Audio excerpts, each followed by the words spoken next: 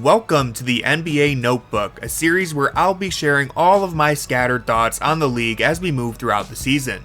And since we had an eventful opening night on Tuesday, I want to dive into both games and see what type of early overreactions we can make from those matchups. So I want to start off by setting the stage for the Boston Celtics, because I know entering the season most people picked them to either win the conference or even repeat as champions, but we still spent all summer hearing about Tatum and Brown and how they weren't good enough for Team USA or that they didn't play against anyone in the playoffs so their title doesn't matter. And look, I'm not a Celtics fan, so I'm not going to run defense for them, and I don't think any of those takes were that unreasonable, but I still haven't seen a reigning champion feel this disrespected since the 2015 Warriors, when no one felt like they really deserved it.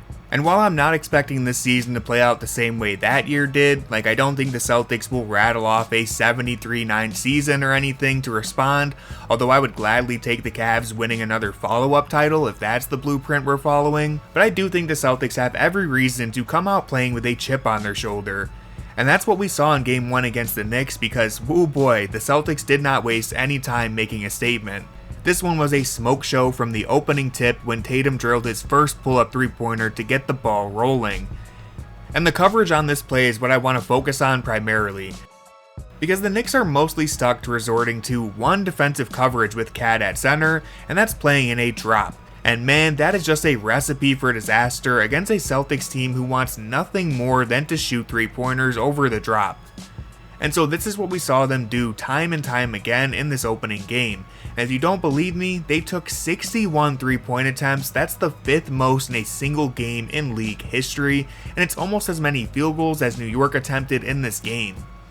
The Celtics actually finished just one 3-pointer shy of setting an NBA record for makes, which this was one of my favorite parts of the game because they spent the last 5 minutes shamelessly trying to get the record, and they wound up missing 13 straight 3-pointers in the process, and then with all of the fans excited for one more shot at it, they decided to humbly dribble out the shot clock and not take one final shot.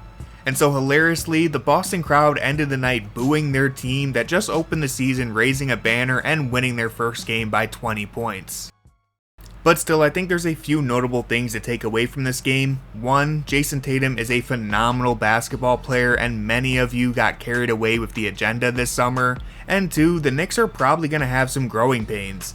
This won't be an easy transition for them, and it's worth noting that they have basically abandoned their identity from the last 2 years and are looking to become an entirely new team in the wake of trading for Bridges and Towns. So I'm very interested to see how this unfolds for them, because this might be a little more dicey than we thought. But now let's move over to the other game of the night, and that was the Los Angeles Lakers versus the Minnesota Timberwolves. And while LeBron and Bronny were the highlight of the night and it was just an awesome historical moment all around, I want to focus on the Lakers offense and how Redick might actually be cooking up something special. Now I know Lakers fans were sick of Darvin Ham all of last season, and so I think the one big difference that JJ can provide is that he actually has a plan for this team, and up to this point his players are bought into it. JJ is one of the most forward-thinking, progressive basketball minds in the game right now, and that has rubbed off onto the Lakers, at least for the opening game of the season. I'm sure their game plan is a lot more complicated than this, but there's 2 points of emphasis that I noticed from the Lakers, and that would be generating 3-pointers and crashing the offensive glass. Now the Lakers finished this game with 33 point attempts, which is actually slightly below their average from last season, but I will say that since they only connected on 5 of those attempts last night, it's worth noting that they continued to get 3-point shots up despite the poor shooting on this particular night. This is actually one thing JJ was saying during a timeout as he was mic'd up for the game, which is just, hey, this is the way we want to play, keep putting shots up because eventually they will fall. And so I think it's safe to assume that the Lakers will take more 3-pointers this season than they did a year ago, and they likely would have attempted more last night if they had been making them at a higher rate. But the reason why this is important is because it's no secret that success in today's NBA is largely reliant on the 3-point shot. The more gravity you can create on the perimeter, the more space you have to operate in the paint, which is where the Lakers absolutely crushed the Timberwolves despite going against one of the best defensive players in the league in Rudy Gobert down in the paint. LA outscored Minnesota 72-40 down there, and this was really the key of the game, and it's where Anthony Davis put on a clinic. JJ has talked in the past about how much he dislikes using the dunker spot, and so I found it interesting how often the Lakers had Davis up above the break, facing and going downhill towards the rim to get the most out of his athleticism. The Lakers were giving Minnesota all sorts of problems by giving the ball to Davis on the elbow and moving around him to create openings. Here's an inverted pick and roll with Reeves screening for Davis, and it resulted in free throws.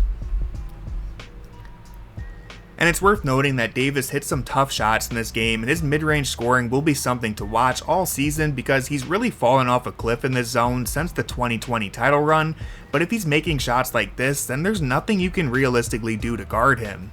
AD is still an otherworldly talent, and I think people can be quick to forget about him.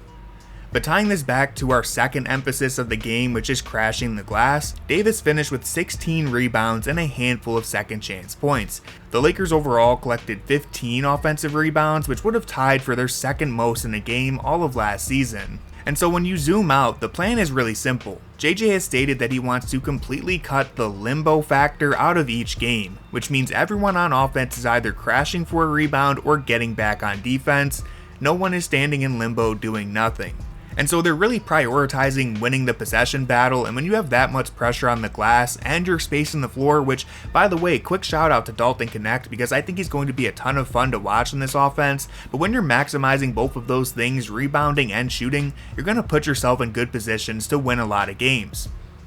So this is just a modern approach to basketball that the Lakers have needed, and we'll have to wait and see if their supporting cast has the talent to make this playstyle work, and if Davis can consistently give you this type of scoring from the in-between game, because if he does, then the Lakers might be an actual force in the Western Conference. But that's bordering on getting carried away with ourselves. So that's going to do it for this episode of the NBA Notebook. I'm so excited to share my notes as we move through this NBA season, and so if you enjoyed this video, please hit subscribe and drop a like to show support, and I'll see you next time.